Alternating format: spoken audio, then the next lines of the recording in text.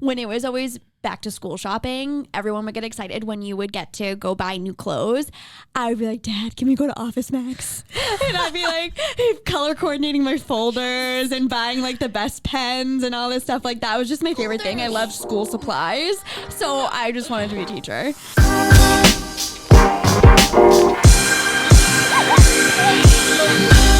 Welcome back to 30, Flirty, and Surviving. I'm Kelsie. I'm Tanisha. And I'm Tracy. Nice to see you again. Nice to see you. Nice to see you. Not like I haven't seen you a lot lately, but hey.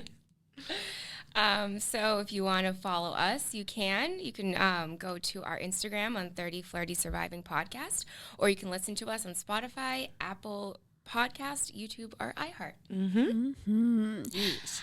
All right, ladies, we are going to switch things up a little bit today. We have been spending, I think, a lot of time chatting about just like getting to know us questions, relationships, dating, that sort of thing. Mm-hmm. But as we all know, there's so much more to being in your 30s than just that.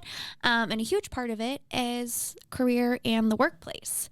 So I think today we should kind of talk about our journey, where we started off at, what our goals and aspirations were, and just like give some career advice. I love this because I feel like when I first started out, I wish somebody did this for me. Yeah. It was so tough, like transitioning from college, and we'll obviously get into that, but Totally. yeah. Agreed. So to kick it off, we're going to just discuss how we all got started in our career, kind of then versus now, and our journey just in our careers in general, and the struggles, the good parts, the lessons, everything like that. So Tanisha, why don't you get us started? Okay. Yeah. So I'll tell you guys how I got. It's really not that crazy of a story. I think it's great personally, but thanks. Yeah. So I worked for my aunt's company for, I think like 2 years. I didn't go to college. I just started working right away because I didn't really know what I wanted to do. And I had to pay for school on my own. And I knew that if I was going to go to school and pay for it my own, I wanted to know what I was going to do because I didn't want to be stuck with those loans for no reason. So I started working for my aunt's company. I was an admin assistant, and then I got laid off from that. Yes, my own aunt laid me off. Brutal. I know, Call actually. that bitch. You just Saying that out loud, like that reality actually kind of just hurts. kidding, Joanne. You're not a bitch. No, it wasn't Joanne. Oh. No, Joanne's a sweet angel. How dare you? It's the other one. It's the other one. Yeah. And I just started temping for a while, and then I fell into this job that I have now. I was a receptionist, and I was just, I don't know, coasting along, and then the position for an EA came up, and I applied for it, and I got the job, and I've been doing it for 4 or 5 years now. So, yeah, that's my crazy journey. No, that's awesome. It's great. Thanks. Yeah. How about you? I have had a Tracy. Tracy. I have had a crazy journey as well. I actually went to school. Tanisha's choking. So we're really crushing it today. Sorry, keep going. You're just so funny. Yeah. Anyway. I originally went to school for nursing. I did 3 years of nursing school. I was a year away from getting my BSN, and I changed my major my senior year, which was scary and terrifying, especially with nursing being such a stable career and something you can really rely and depend on. And then sort of that forced me to try to figure out something brand new and different. So after school, I had ended up taking like a lot of business classes in college. So after school, I stayed in the healthcare setting. I worked for a hospital for a couple years administratively, but it just wasn't the right culture fit for me. And I noticed that like if I wasn't doing patient care, I didn't think that that world was a good fit for me. So after about 3 years there, I decided to pick up and move across the country. And I got myself a job at a PR and marketing company when I had absolutely Absolutely. Hurley's like, okay, take that out. Just another one. I had absolutely no business getting that position. I had been, because the healthcare world was like very structured, rigid, like pretty corporate setting, I had actually been like blogging with one of my friends on the side. And so I taught myself social media, and I just went out to LA with a mission to get myself a career in that industry. So I did that for a couple years. And then when I was ready to come back to Boston, I had been a little burnt out just from the agency world. So I feel that. Yeah. So I was actually using a staffing agency to help me find a new position as I wanted to come back home. And when I had reached out to them, they actually said that they had an internal opportunity for me. And I interviewed. I absolutely fell in love with it. And I've been doing that ever since for the last couple of years now. So my trajectory's been like up and down, a little bit of everything, but it's been really cool. I think like hands-on experience is when you learn the most about yourself, what your strengths are, what your weaknesses are. And yeah, it took me a journey, but I got there. For the PR and marketing firm, how did you come across that? Like, what was the grind in LA that led you to that? I, again, don't know how I got so lucky, but a recruiter scouted me. Hey, I had love that. been like updating my LinkedIn and I had my blog on there, which was like our website, our social media handles.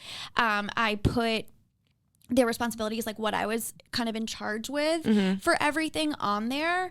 And she found me that way. And I just got lucky. I actually had been applying on my own, but hadn't really found anything that would stick. And she reached out one day and I just wouldn't let her say no to me. So. That's how you do it. Yeah. What about you, Kels? So I kind of have a similar story in with changing things up a little bit. I went to school initially to become a history teacher. Which you would have been amazing at. A high school history teacher until I got into the classroom and I was like, nah, this is not for me. I was student teaching with like second graders, love second graders, but not having a adult conversation all day it wasn't for me. So I quickly learned that I don't want to be like pigeonholed into one career choice. So I switched to communications and minored in PR, which was great, like such a broad range of things that you learn under communications. You can do radio, you can do podcasting, you can do TV, anything, or become a publicist, which is what I did. So out of school, I applied to be an intern and work for free because then it was actually legal to do that. It's now illegal to work for free. That's so true. At an agency, and they were actually hiring at the time. So I came on as a marketing coordinator. So I went and I did that on their hospitality division. I did PR for like 25 hospitality clients at a time. So that's really where I learned to juggle and balance things, and like learning that my to-do list wasn't set for the day. Like I had to reprioritize, and that's all I've been doing ever since. Like that's what I do in my current role now. So I think learning how to handle that and set priorities for yourself and make sure that like you're pushing back at the appropriate time. That's what I learned within that career. And then I actually was talking to a client of mine and they were hiring. I was telling them I was leaving that agency. My plan was to also move out to California. I had no lead. I was just like fed up with agency life, didn't want to be there anymore. And they told me they were hiring and offered me a position, and I took it, which is the position I'm in now. So started as marketing manager, and now I'm the director of marketing for restaurants. So That's right. yeah, I kind of thrive in chaos, to be honest. This is true. So This is true. All right. So obviously we all know now what we do for a living currently. When you guys were younger, what did you want to be when you grew up? Oh, goodness. Like, how old are we talking? Whatever. She's like Ariel from Little Mermaid. I was just going to say a Disney princess. I still think that's possible. Can you just tell them the story, please? Which one? About The Rock, my God. please. So this is how bad I wanted to be a Disney princess. I was like, I'm going to manifest this. So I used to live in Maine. And when my mom used to take us to some lake, I don't even know what it's called, and there was a rock there that looked like the rock that Ariel sang on to Prince Eric. So my mom told me that I used to sit on that rock and sing, and like by myself, like I wasn't playing with anybody. I'd be like, ah. I was going to say, please sing. Please do it. Into the distance, like no one. I was singing to no one. So yeah, I just thought maybe if I like sang, I'd become her. I mean, like, technically that could have happened. You could have applied at Disney. There's still time. I know there is still time. Never give up on your dreams. No, Right? never. So that was my original dream. Didn't work out. But then I always wanted to be in like the entertainment industry. So I was going to go to Institute of Art for film. But my grades weren't that good because there was just like a lot of home life stuff going on. So I wasn't able to focus on high school the way I needed to. So my grades weren't that good. I would need to go to school to get them up again. But then the whole paying for school thing came up. And Yeah. I was like, let me start working. And then the dream kind of faded. So I would eventually like to get back into it at some capacity. I just don't know what yet. Very cool. Yeah. Yeah. So Love that. What about you? Oh. Gotcha. Really sorting it up on me. When I was in like grade school and like a kid, I always wanted to be a teacher. I just loved children, and I thought that was sort of my way to be around them. And also, like, my parents don't make fun of me when it was always back to school shopping. Everyone would get excited when you would get to go buy new clothes. I would be like, Dad, can we go to Office Max? And I'd be like color coordinating my folders and buying like the best pens and all this stuff. Like, that was just my favorite thing. I loved school supplies. So I just wanted to be a teacher. But then when I got into high school, I wanted to be a lawyer for a while. No, actually, probably even before high school, like maybe middle school and into high school. I wanted to be a lawyer. Yeah, and then the nursing thing didn't come up until I was a senior. There was like a nursing shortage when we were seniors in high school, and everyone was saying that that's what you should apply for. So that's really why I did it. There had never been any pre-existing desire. I mean, I like science, but Yeah. teacher or lawyer was really the plan. But Again, here we are. You can change at any time too. You Nah, can do whatever you I'm all want. set. I love what I do now. Yeah, Those I two love things that. they're like such two facets of your personality too. Like a sweetheart, but then also like fuck you. Literally, yeah. Those two like jobs encompass my personality so much. Like teacher is like my soft side that I don't show very often, and then the lawyer is my like I will cut you. Yeah. Yeah. No, 100%. 100%. Oh, me. Yeah.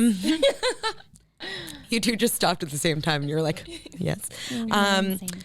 So, I've always wanted to work on a farm. Everybody can make fun of me. I don't care. Like since I was little, that's what I wanted to do, and then it moved into like harvesting crops. No, literally. And like just living the dream and maybe working my way up and maybe owning a farm. I don't know, but it just seems like work. That's nothing I want. That's I'd a like lot to of have a manual farm and labor, hire you. dude. I know, but like it's good for the mind and the body. So that's what I wanted to do. In addition, so between that, there were three things. It was that and teaching. So when I was really young, it was farm. And then it was teaching because I just love it. I like love kind of doing it in my role now and speaking to students and teaching my team new things. And then also I worked at Dana-Farber Cancer Institute as an intern. And we worked actually in the children's section of the hospital, and we like would work with them on like little projects and things like that. So I don't know, I wanted to do that too, like working for Dana-Farber in some capacity with kids. I think it always came back to kids, which is interesting because it's has nothing to do with what I do now. But again, I'm hoping like No kids in the clubs. no kids in the Kids can't go to clubs. the Grand. That's news. Yeah, like I didn't know that. yeah, we're now 8+. Oh, man, that's so creepy. No. But yeah, so that's it. I could see you working on a farm. I would love to. I can. If it paid a little better, I'd probably do it on the side. Yeah. Wow. I love it. I love that for you. Yeah. One day. Yeah. Cool. When I'm old. And then I do hope like to use my experience and go back to get a degree for teaching college, because those were the best college professors that I had, the people that were in the field for a long time and teaching off of that versus books. I literally owe my life to my college professor from my senior year. Really? He changed everything, like my perspective on things, the way I approach things, my goals, my ambition, like everything. And yeah, he was a consultant for years and years and years and had like done it himself and had retired. And then this is what he chose to do now with his time. Exactly. And like professionally, personally, everything like totally changed my life. Absolutely. I love that. And that's because at the end of the day, that's a choice. Like they actually want to do that. It's not a necessity. So it's like so different. So yeah, I hope to do that in the future. Very cool. Yeah. I love that for you. Thank you. So did anybody have any aspirations or goals growing up? And I'm looking at you, Tracy. Whatever do you mean? I need the color pink comes to mind. People need to know your aspirations. All right, I'm just gonna. Okay, my friends are teasing me right now because this past summer with COVID, my parents. I'm gonna look like such a piece of crap. No, you're not. It's hilarious. I don't care. When I was the summer with COVID, we decided to clean out my parents' attic, and there's like a box of all school projects, presentations, like old just arts and crafts things that my sister and I worked on when we were younger. And so as we were going through that box, I found this like it was like one of those like, where do you want to see yourself in 5 years, in 10 years, in 15 years? I think it was for like a computer class. They were like making you type it out. Also, what grade was this? Because they get deep when we're young. It's like, I don't know. Yeah, I don't know. That's a good question. I think I was probably in like, I don't know what I'm eating, Mom. Probably in like 7th or 8th grade at this point, I think, which is like probably too old for this. But now that makes sense. I'm not ashamed to admit, like when I was younger, I was not very career oriented. My like ambitions were be a wife and be a mom. Like that's all I wanted. Yeah. So when they were asking me, which is totally fine if that is, I'm just saying it's more of how funny, like that's drastically changed for me. Right. Where like now that I'm at the age where those things should be something that I start to think about, all I can think about is my career. And I never thought about my career when I was younger. So I thought more about painting the larger picture. So like, I sent the girls this of my project. I was like, in 15 years, I will have successfully graduated from Stanford University, which is also like so ambitious, so ambitious. That's good. Oh, I love it. I'm just picturing I was like, list. I was like, I will be like a lawyer in like criminal defense or something like that, and I will have 2 pink Lamborghinis and 1 silver Porsche. Why I ever needed more than 1 pink Lamborghini, I do not know. But let me just tell you something, okay? I was motivated. I believed in myself. You were manifesting. Yeah. If I could be a princess, you could definitely have. Exactly. Yeah. Thank you very much. Yes. Yeah. But no, for the record, I do not any longer desire a pink Lamborghini. Just the silver? Just the silver Porsche, you know? Yeah. No, I'm just kidding. I love that. Tracy's like, just kidding. No, I want black.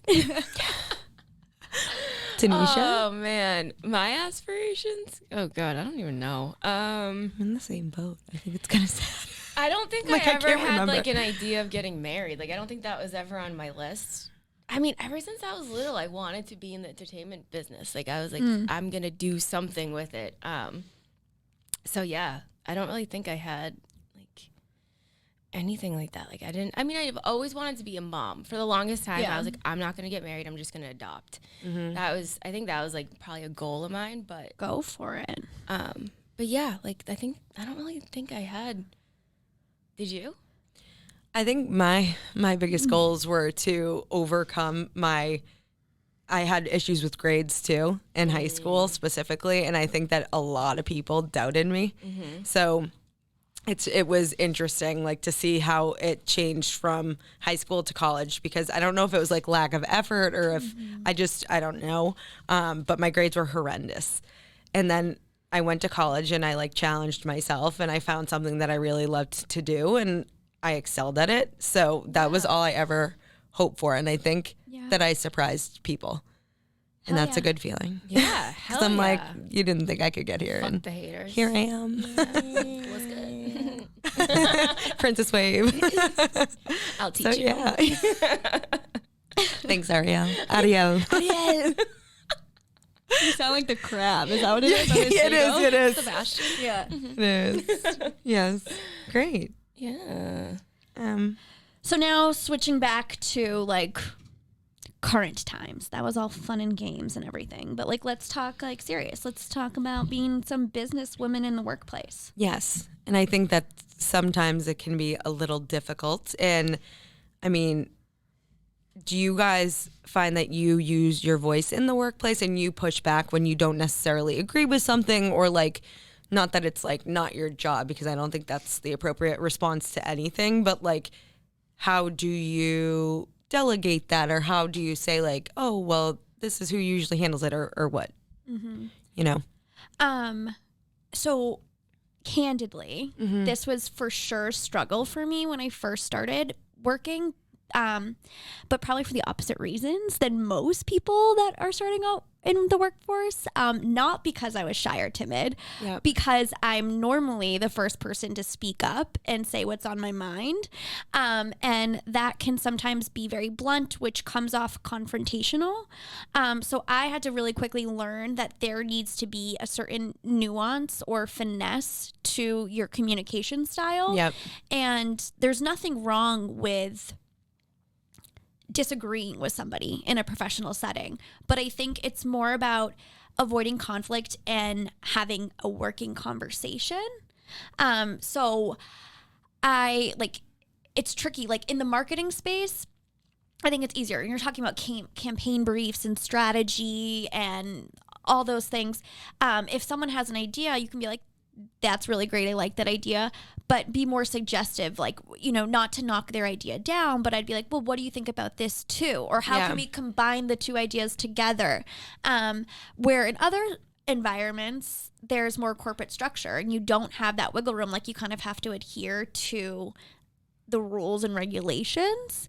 But I guess for me, it's just like, you're doing yourself a disservice if you don't speak up, and you can say what's on your mind in a kind manner. But I don't think that just because you're at work doesn't mean you can't like stick up for yourself. I agree, because that creates like a miserable environment, and then you become overworked, because I have, and I still do sometimes, just say yes.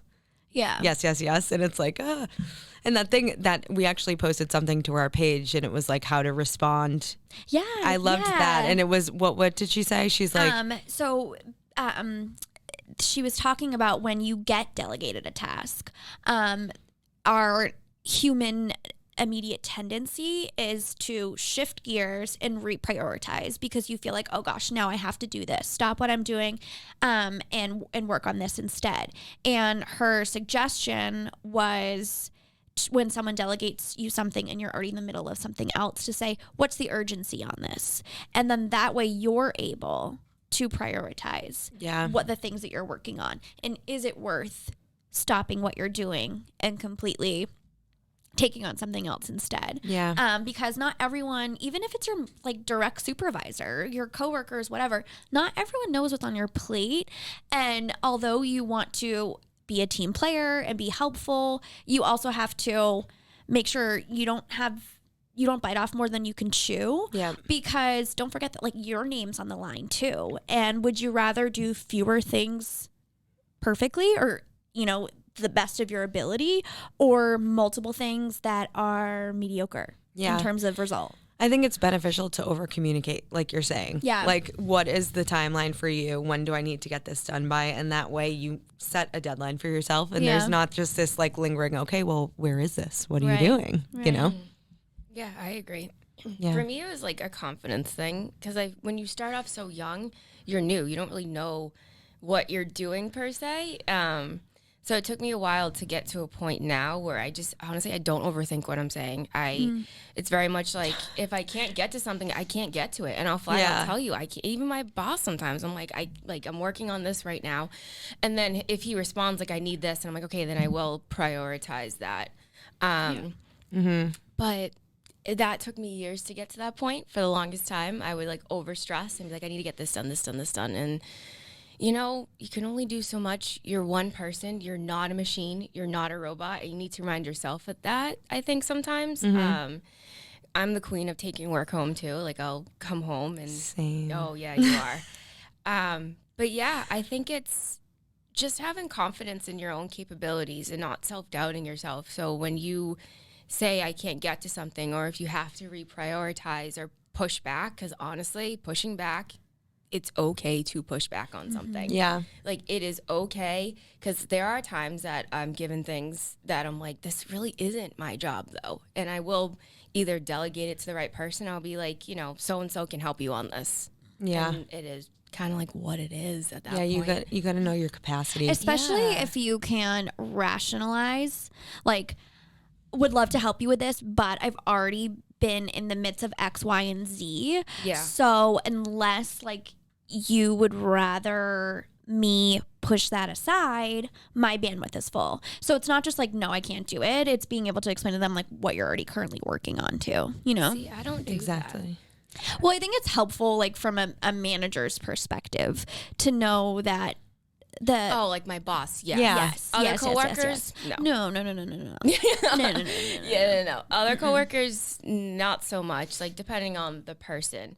But yeah, I think it really just does come down to confidence. Yeah, And which is only learned over time. yeah. And you start at baseline. Yeah. So many things have changed Oh my since gosh. then. Yeah.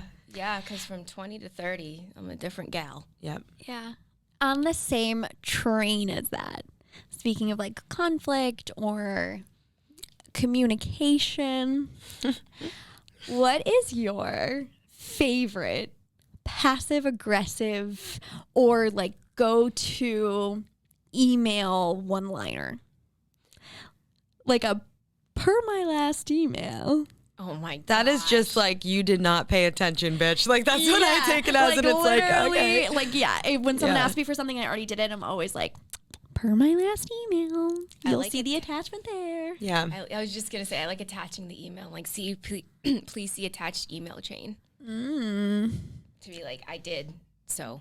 Mine's like not a saying per se. If sometimes if people use a lot of periods, I get stressed out, and that's terrible because like I'm now. Thing though. No, I'm literally now like I'm like, I need to delete this exclamation I point. know, Like I do that I'm like, too. hi, how are you? I'll get it done. I'm like, I literally have clients that are like, I can tell you're excited to talk to me by the exclamation points in your email. I was like, that's so embarrassing. yeah, it's hard to learn. I'm like, delete it, Kelsie. But I always You're a just wanna bad say bitch. You're a bad nice. bitch. Yeah, no, I Delete hear you. the exclamation. I'm telling you. You guys work with like more clients than I do. I'm very much more internal. So. Oh, I'm all internal.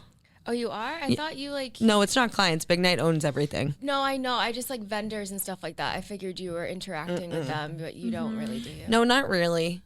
Some, like for printing stuff yeah. and whatever. But like, yeah. If I like you, you'll get the exclamation Oh, point. God. If I'm like whatever, I'm just like period. The worst was when my boss would email me when I first started working, and he'd be like, "Okay, period." I'd be like, You're like, fired. what did I do wrong? Oh, man. Like, why? Job is on the line. But I think email communication is super important, and I will share it on our Instagram story, but especially in my position where the majority of my communication is via email, we've talked a lot about just slightly tweaking or shifting our language. Like instead of saying, I'm sorry for the delay, using phrases like, thank you for your patience. So rather than kind of like, not that you shouldn't admit fault, but like Saying sorry is tough. yeah. It's tough. Well, like, you know, like there's certain ways to approach it. Like if someone's already like upset or if like a deadline's already behind,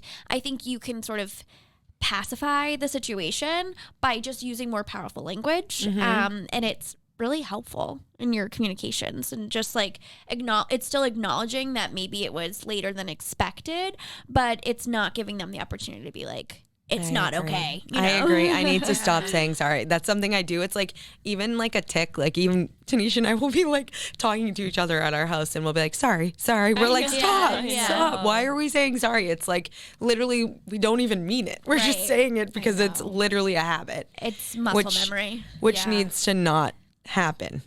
Muscle memory for me is apologies on the delay. I'm not even like half the time actually sorry, but it's just like apologize on the delay, and then I just get to the point. But like I should say like thank you for your like patience. when you specifically bullet point things in an email and it's like, let me know if you have any questions. Like, you should not have any questions. Don't contact me with questions, please.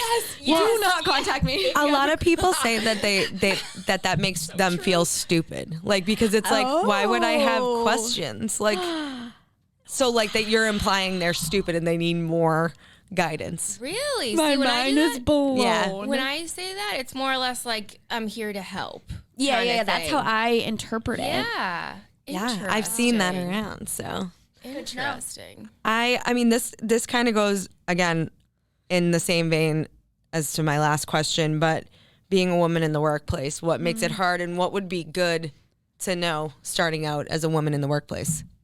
Negotiate your goddamn salary. Because if you had a dick and you walked in there, I can guarantee you a lot of the time they would be offering you more and they wouldn't think twice about you negotiating your salary. And it's hard to do. It is not easy. It's like, especially when you're starting out, because I feel like there's almost like you're welcome for this salary. And it's like, no, but I know what I'm worth. And what you're about to pay me is not enough, and that's something I never knew or thought about until a coworker told me, and she was like, negotiate your salary, and I was like, the thought of that, I was like, I'm sweating just saying that right now. But you can look up online different ways you can like say things and how you should approach the situation. But a lot of resources. Yes, like looking up your what other people are getting paid for doing what you're doing, and then approaching your boss or soon to be boss and saying like, this is what others, or like I said, you can go online and find different ways, but negotiate your goddamn salary as a woman because you are worth it. Yeah, I think that's a really great point. And I think 9 out of 10 companies lowball anticipating a negotiation process. If their cap is $95K, they're going to come in at 85 and hopefully meet you in the middle at 90, you know? So like, don't be scared to ask, and it's not going to look bad on you. Believe me, like, especially working in the staffing industry, those conversations happen every single day. You're not the first to ask. You're not the first to question or push back. It's almost an expected part of the process. So they're not gonna rescind your offer because you didn't accept what the base salary was or whatever, or like, ask questions about compensation, bonuses and quarterly like compensation, things like that. But yeah, for sure, that's a good point. This is a hard question for me, to be honest with you. I have all of the jobs that I've had have been predominantly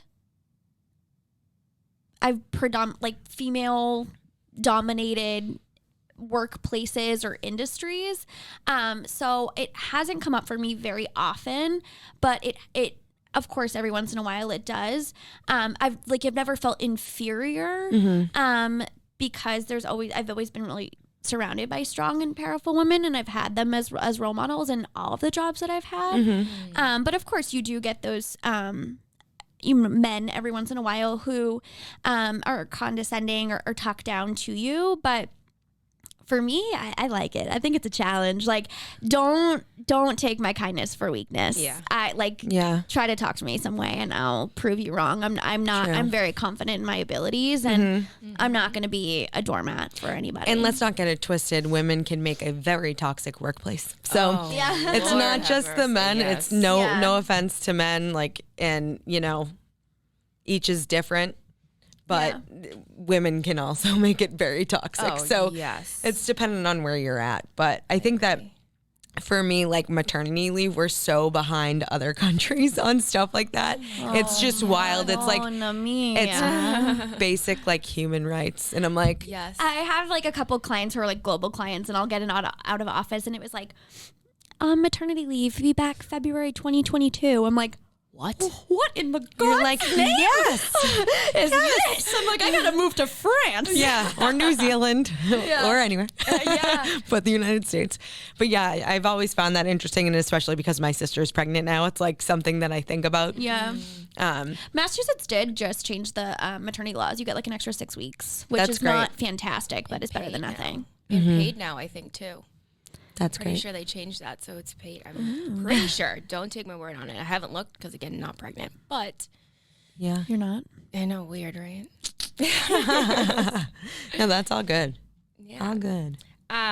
So on top of like being a woman, I think being a person of color in the workplace can also have its challenges too, because I mean, as a woman, I think you start a few steps back from some of your counterparts, and then being a person of color, you have to take another few steps back, and like you you have more to prove. And I think people will say, you know, you work for companies like, we're not racist, and it's like, not that they're racist, but there's probably an unconscious bias there that you are treating me differently, and you are prioritizing maybe when salaries come around and bonus season comes around that like I'm not really high on that list, and you might compensate, you know, the other white women that work with me over me. Not saying that it's like specifically happened, but I was going to say, in your experience, do you feel like you've ever gone through that? Or do you feel like up until this point, you've been treated fairly? there have been jobs in my life that definitely that's been the case. And it's like, it's been pretty apparent like that people of color, and especially women, are not being compensated the way that we should be. You know, and then other roles, like not saying like the specific role I'm in now, but like other roles, it's definitely been the case, and it's very frustrating. And it's also hard because if you were to try to approach your employer with that, I feel like the defense goes up, and it's like, I don't know why you would think that, like this, and this, and it's like have a conversation. right, and it's Just like, have a conversation. maybe open your eyes, and it's like if your employee is feeling that way, maybe there's some truth to it. Right, Yeah. right. Don't automatically be defensive off the jump. Oh yeah, like 1,000%. Their feelings are valid. Yeah, definitely. It can it can be challenging, and this is coming again, like not again, but this is coming from I know I am privileged as a light-skinned Black woman, so I can only imagine what the struggles are for, you know, people who have darker complexions and whatnot. It's not easy. You have to fight a lot harder than other people do. Can I ask you a personal question? Yeah.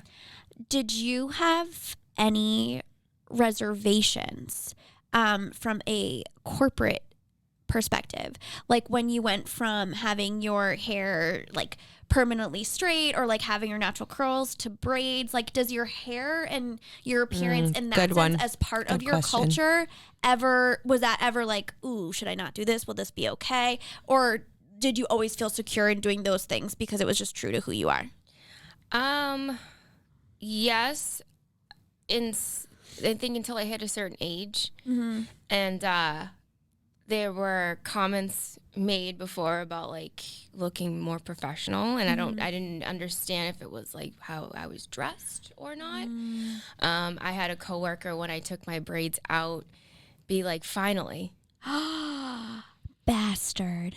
They're like, I love this them. so Or much bitch. better. And it was just like, you can't say that. Like, that's not a kind thing to say. Because like, if I don't know, I just didn't like that comment. Because I just, Again, how do you not know? Your Like, fucking natural hair looks bomb as fuck. you. So like, I get like, finally, like I wanted to see what your natural hair looks like, but it sounds like there was some derogatory tone with that. definitely. And it does give a little bit like of a complex with the hair. For And like, sure. especially until, was it this year, the Crown Act wasn't a thing. So like, I could have gotten fired for having braids That's if they didn't insane. like them. Yeah.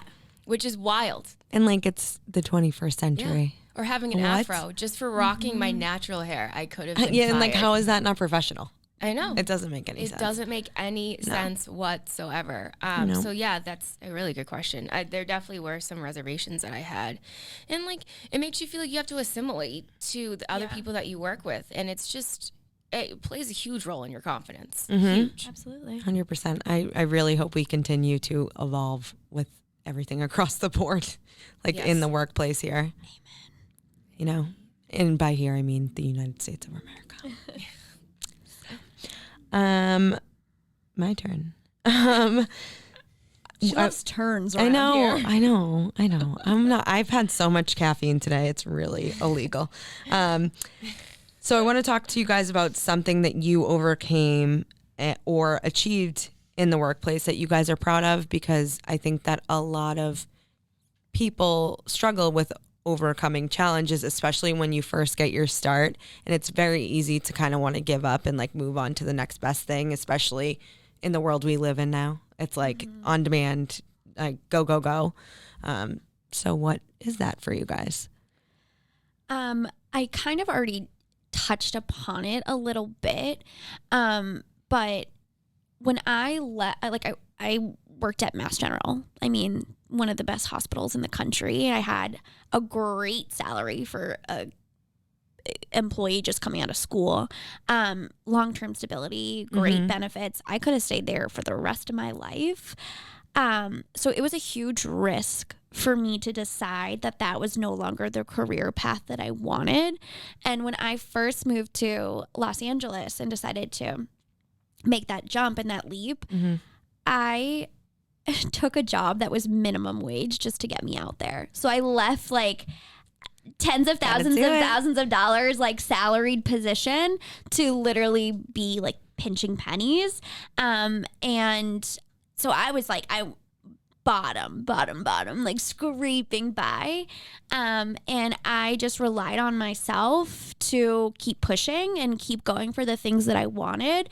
So I would say like my proudest moment is just proving to myself that I could do it and putting my mind to something and getting it done, and getting myself into a career in a niche that I didn't go to school for, or I didn't prepare for maybe as much as others did, but I worked really freaking hard, and I showed myself the ropes, and I did it. So that was a big accomplishment for me. The money isn't always everything. I know that sounds silly, but I mean, like, obviously I felt it not having that financial stability. It's a little stressful. But that's what it's like when you hit rock bottom like that. Like there's no better motivation, because the only place for me to go from there was up. So I had to continue to push myself and expose myself to opportunities, and keep applying and trying different things, because I had to make it. I didn't have another choice. I had to figure it out. So it was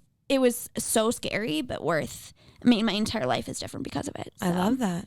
What about you, Tanisha? I would say I worked up. I think I worked up. Like, I worked from a pizza shop to admin to reception to an EA. Not that it's like a glamorous role, but well, like proving that. I mean, let's be honest. Like, a bachelor's degree is a dime a dozen these days.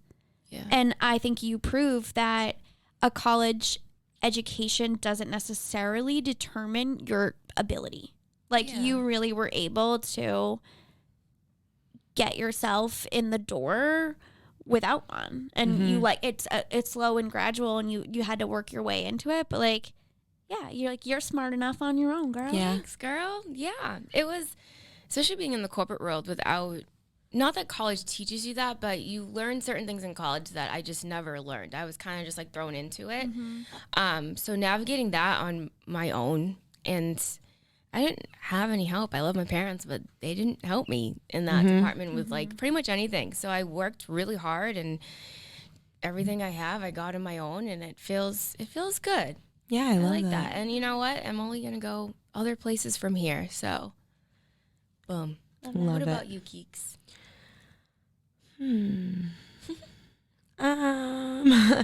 I go back to like having challenges academically and being able to like overcome that. And I just want to backtrack to like the college thing. I do think like you don't need a degree to make it, in my opinion. I think obviously it helps, but like having a personality, having that drive, I think the drive is where it's at. Like, yeah, I mean, I think that if I was a hiring manager, the individual's work ethic is a million times more important to me than a piece of paper. I always say that about new hires. I'm like, because they're like, I don't really know anything. Da-da-da. I'm like, are you willing to learn? Yes. Okay, great. Then let's do this, because if you're a Those sponge. are often the most eager candidates too. Exactly. I just think that that's not like a lie, but like, you know, that was ingrained in our brain at a young age. Like, you need to go to college. It needs to go this way. And that's just not true, in my opinion. But yeah, next question. What was the biggest adjustment going from working in office and 9-to-5 jobs where you're sitting at your computer? Literally so tired. Sitting 8 hours. I was like, my back, I'm going to be hunched over by the time I'm 30. What is going on? I think that, and then like, it's just like overstimulating. Like, you get breaks in between class. This is like 8 hours of a screen. And like, for my first job, I felt like it was like one of those guilt things. I couldn't leave for lunch. Like, in my head, it's like, I got to go out really quick to the place right next door, bring you back to my desk. Yep. And I have to be here from 7 a.m. to 7 p.m. or else, you know, I didn't do my job. That realization that like, the fun's over, kids. Like, you're in the real world. Welcome. You know, like, your day isn't, you know, you don't fly by the seat of your pants anymore. Like, you wake up and you have real responsibilities, and there's people that have expectations from you. It's not just like mom and dad being like, clean up your freaking room. You know, like, you're helping business development, you're helping, you know, marketing strategy, campaign, you're helping sales, you're doing whatever you're doing. Like, that, it's real freaking life. And it's exhausting, but it there's pressure. It's and a different kind of like, stress. Yeah, it's a different kind of stress. Yeah, it is. Than anything. So, oh, sorry. Oh, no.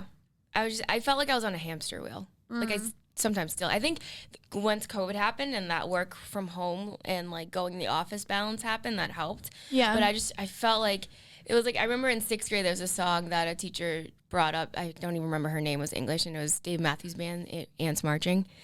And some mornings that would come in my head, and it was just about like the day-to-day, like your ants marching, like they do the same thing. The same. Yes. Yeah. Wait, what? I was like, that's not the song. Curly's shaking his head. It's not. Really got you on that one. Oh my God. Okay, so speaking of like adjustment in first starting, what advice would you give to someone who is just getting their toes wet in the workforce? Someone just starting out. I personally, for me, it's like, you know, put in time and effort to your job. I don't necessarily think you should jump from job to job, but like, if you're not happy and it's not the right environment for you, don't stay. Like, I left and I had the resources, but like the same job twice without a lead, because I was like, this is just not for me. The mental toll was way too much. And I think that's another thing that we're conditioned to believe. It's like, you just got to grind. You just got to stick it out. Like, no, life's too short, and work does become your life. That's the reality of it. You are there 40 hours a week. Yeah. So you have to be happy. Yeah. You have to. I agree. Oh, that's such a good question. I would say be confident in your abilities. Even if you feel like you're going there, you don't know much, but what you do know got you that job. So feel confident in what you can do and what you can learn, and, you know, maybe assert yourself and show that drive, because I'm telling you, if you show that, doors will open.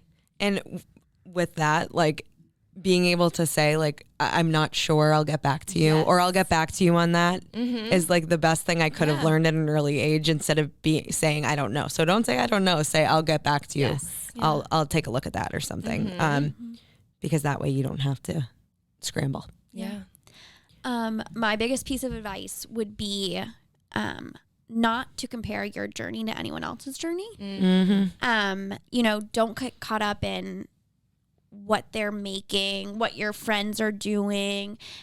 Be true to yourself and listen to like who you are, know what your strengths and weaknesses are, and like, when you stay in your own lane, there's no freaking traffic. Yeah. So you just worry about yourself and you continue to grow. And, you know, some of the most successful people are not doing what they went to college for, or some, you know, like they've changed their career 19 times, exactly. or they've started something completely new. Like, don't get caught up in the hustle and bustle and keeping up with the Joneses. Just focus on yourself and do what feeds your soul and what makes you happy. And you will get to where you need to be. Yeah, I agree. For sure. And surround yourself with the right people, because if you're around the right people, they'll just motivate you. They won't make you feel like you're comparing your life to theirs. Yeah. I agree. So, yeah. All right. I think that's pretty much it, right? Is there Yeah. anything else you guys want to chat about? I don't think so. Should we get into Dear TFS? I'd say so. Okay, Yeah. great. And just as a reminder to listeners or watchers, Dear TFS is just a segment we're going to be doing at the end of each segment to kind of answer our listeners' questions or concerns. So this week we will read thoughts on when you absolutely hate your friend's boyfriend. Tanisha, I think you can speak to this. Do you say something or not? I've said something about the way he is rude and treats me, and we've been distant ever since. I've watched her completely give up on her life goals, aka children, for him. After what point do I give up? That's tough because it's like a shooting the messenger kind of thing, I feel like. Yeah. I'll say it. I'm like a hate me now, thank me later. Like as a friend, I always tell you what I think you need to hear, not what you want to hear. It's a friend's job. And I think but to a certain extent, though. I think that there's a kind way to approach things, but I think that you can be honest with your friends. I think that like if you have their best interests in mind, there is no harm in saying, hey, I'm seeing these patterns. Hey, this is what I've noticed. This is what I'm thinking. I just want you to like open up your eyes a little bit, or like, have you thought about X, Y, and Z? I don't think you can force your friend to break up with anybody or not be with somebody. That needs to be a decision that they make on their own. But I think that if you stay quiet, it's only going to continue to build tension between your friendship. And I think you're doing your friend a disservice. I think you need to be honest, because we've talked about it last week. Like, love can be blind and you don't always see it when you're in the moment. So an outsider's perspective, I think, is something that should really have, like, you should put some weight into that. I agree to a certain extent, because I think you can say how you feel and then leave it, because she's going to have to experience this on her own. And you beating over the head with how much you hate him is not going to help the situation. And I learned that honestly from you, like, because I hated Pennywise. Yeah. And I think the more I talked about my hate for him, the more distant we did become. Yeah. And I think you can say your opinion, but like, if she is struggling, you don't want to make it her feel like she can't come to you anymore, because all you're going to do is say your opinion and make her feel bad or something like that. It's like she might have to come to that realization on her own, even though it will pain you to watch her be in that relationship. I think, you know, to what Tracy said, definitely, like, you want to be able to, you want to tell her how you feel, because sometimes your friends might need to hear that, and then you got to just let her figure it out after that. Yeah. Speaking from an insider's perspective, that totally is accurate. I think, like, hearing it a few times is totally fine, and like you absorb it and it's fine. But then, like, from my personal experience, I started to, like, I don't know if it was like me alienating myself from my friends, because I was like, they hate my boyfriend, so like we can't hang out all together. So I felt like I was like on an island by myself. Yeah. So that was hard. That's true. But also, like, I've had the reverse. It was not until I broke up with somebody where you guys said to me you never liked him.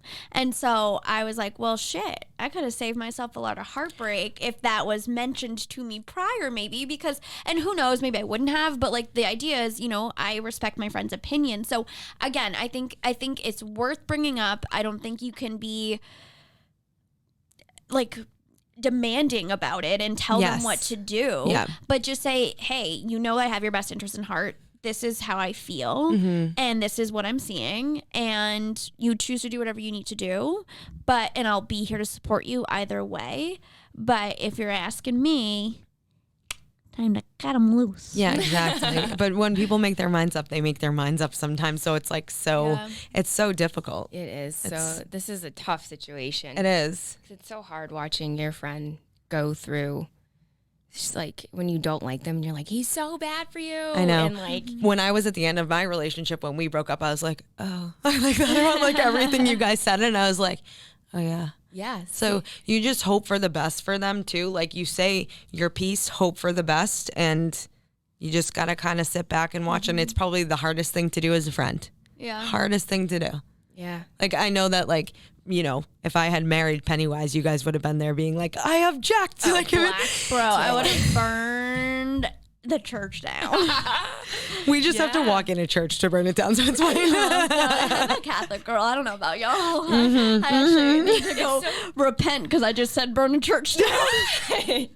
It's so true though, because I remember like after I broke up with PW, all the things that you guys were saying about him, I was like, oh, like You really have the do. love goggles on, and you're like, Yeah. no, he's not. Like you just don't know him. But then, like, it's delicate because if you tell them to do one thing, you might push them the other direction. Exactly. So it's just It's a very science. delicate. Yes. I think the biggest thing is you should never be afraid to offer your opinion if you feel like you see your friend kind of going downhill or going down a path, but don't be forceful about it. And either way, offer your support. Yeah. And always be I there love and that. make sure that at the end of the day, that relationship doesn't come between your friendship because I love it. Yep. chicks before dicks. Always. All day. So if you guys have any other questions, concerns, things you want answered from this crazy panel, I guess we can call it, panel of 30-year-olds, almost 30, not 30 yet. Let's just remind everybody. Shove it. God. Please DM 30, Flirty, and Surviving podcast on Instagram, and we will bring up your questions and concern on the next episode. Buenos nachos. Bye. Bye.